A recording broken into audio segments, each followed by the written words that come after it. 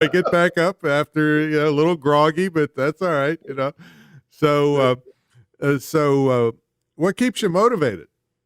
Well, sir, something else too. Just talking about the whole, because I love entrepreneurship and I love entrepreneurs, and that's actually one of the reasons why we chose to homeschool, right? So because what's fascinating, and I didn't know about any of this stuff. I'm a public school guy, and I've got a lot of public school teachers and friends and that kind of thing.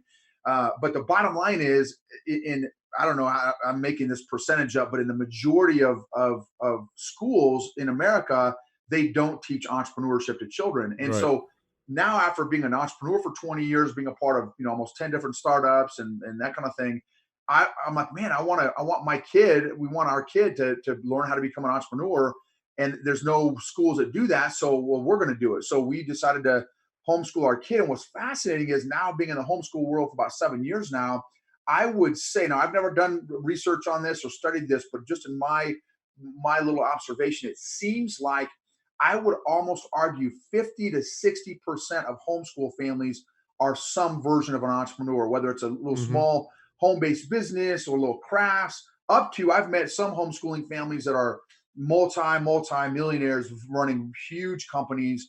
And it's been a really neat journey. And it totally makes sense now, being a homeschool guy too, is homeschoolers almost by definition are anti-establishment, not anti-establishment, it Right. sounds bad, but they observe the masses and do the opposite, right? Yeah.